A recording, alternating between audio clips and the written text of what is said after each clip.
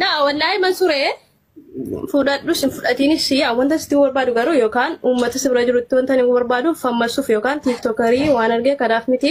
Meemee miisajii kee irra deebisii keessa gadi ilaali yeroo kamii akka. Bari 2007 kun kan dubartiin Oromoodha dirqiidhaan dhiiratti heerumtuudha. Takka giloorgisii fuutee na fuutamu, takka ammoo maqaa kee balleessee na fuutamu, takka viidiyoo kan kee ol maxxansee na fuutamu, takka ammoo miidiyaa jala yoo ibsani. Bara dubartiin duraanii jechuudha akka nu dhageenyetti dhaqqabullee baannu yogguu abbaa nu heerumsiisu jechuudha. Fedhii abbaa irratti yoo heerumsiisu boohicharraa jechuudha.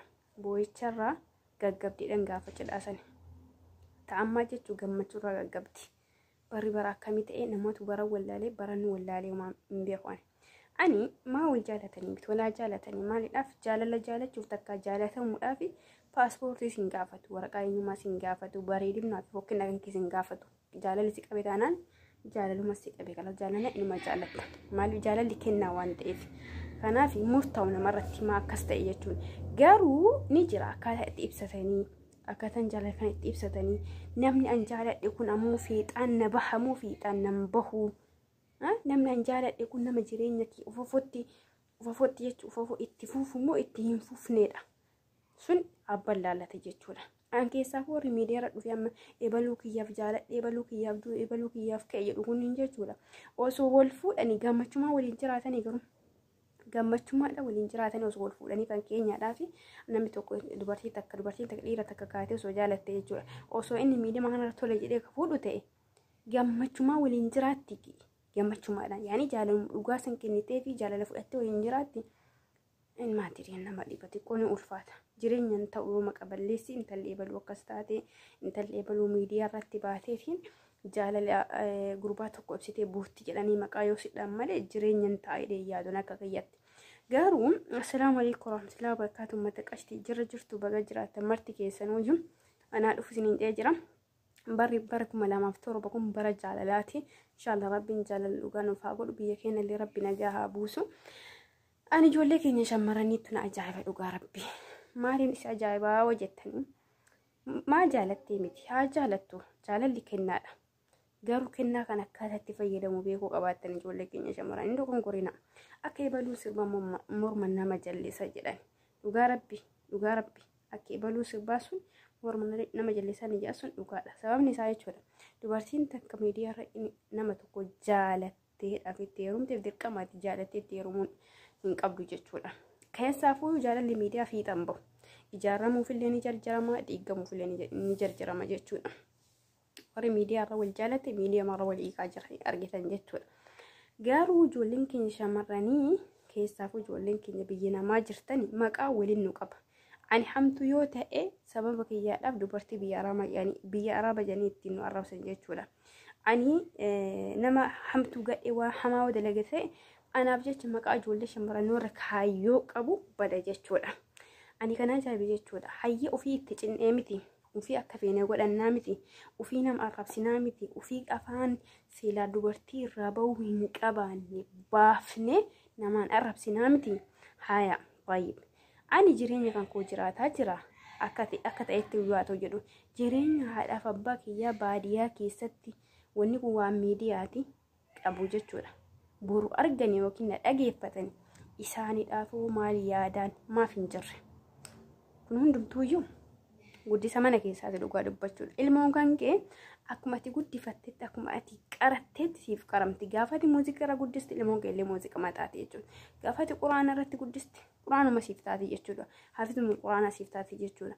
Duriyyeessootaati akkasuma kallattii mana keessa guddifatamanitu alallee yoo gabbaye akkana ta'e jechuudha.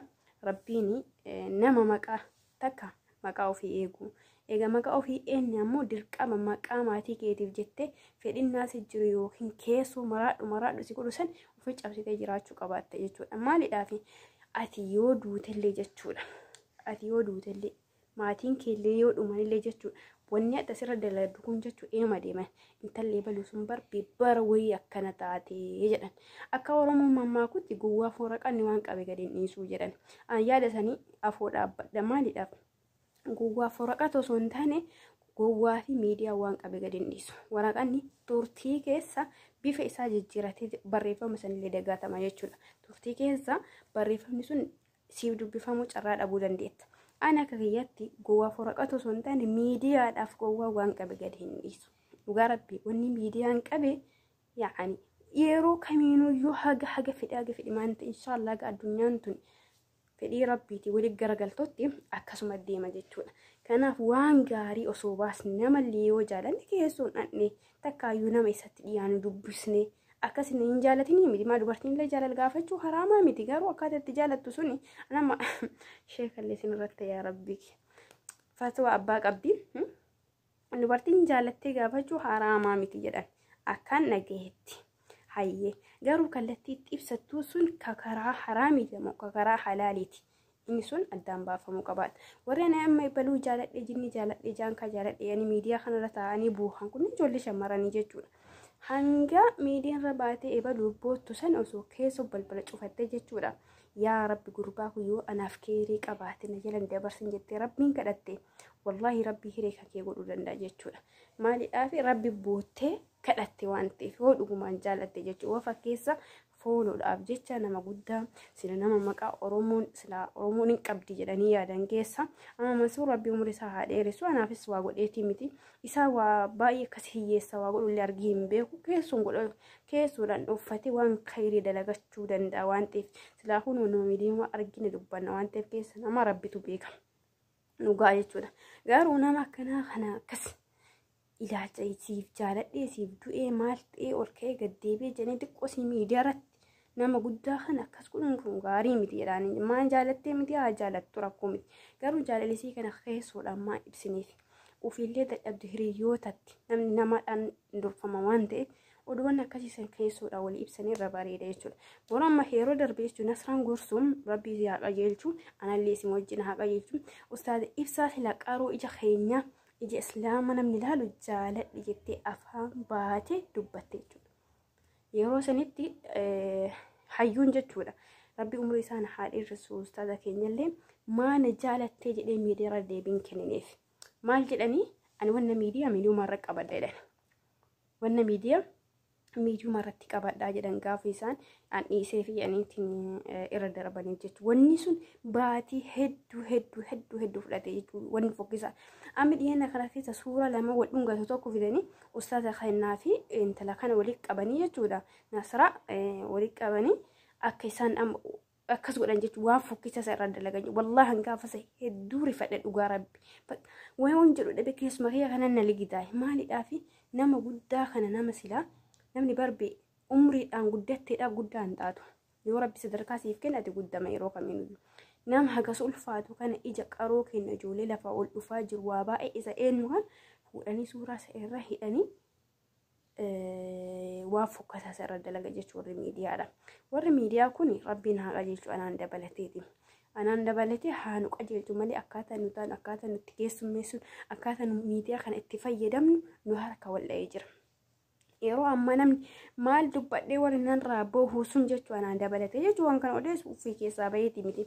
Maal dubbadhee wanni kun waan na fayyadu osoo hin taane yeroo baay'ee waan dubbannu kun maal dubbadhee feemasii ta'e maal dubbadhee namni na faarsaadha malee maal dubbadhee waan gaarii wayii dabarfadhaati miti jechuudha. Xiyyeeffannoo nu miidiyaa kanarra qabnu jechuudha. Yookiin kaayyoon nu miidiyaa kana kaayyeeffannee deemaa jiru keessaa kun ijoollee shamarran ijoollee Oromoodhaan akkasuma ijoollee Islaamaa daangaa ba'aa jira dhugaa dubbachuudha.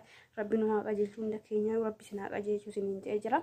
Rabbi hamtuu sinirraa haa qabu wal jaalate rabbi waliin haa ga'u inshallah hamtuun jidduu keessaniin seeniin jaa warra wal jaalatu warra naa ka'ii gabba'ii maalii ol ba'ii wal deebi'u jedhu miidiyaa kanarratti hundi siisuun kijibdi fooloomaaf tarii danda'a akkuma fooloo sanatti iyyuu maqaa maatii ofii eeguun gaariidha dhugaa foolooni ni guddata ni dhabama dantaa foolooti garuu maqaa haadhaaf abbaa kiyya maqaa aadii kiyya maqaa maatii kiyya ilaa yoom qiyaamaan wajjin deema fooloon kun gaafa tiktookii asirraa bade wajjumaan bada maqaan abbaa kiyya maqaan maatii kiyya maqaan kiyya abadan irraa hin badu kanaaf waa wajjin waan dubbannu haa eeggannu dhaamsa kiyya way oduun abbuu sanumallee yaa rabbi nagatta yaa assalaamu alaikum warahmatullaahi wabarakaatuh.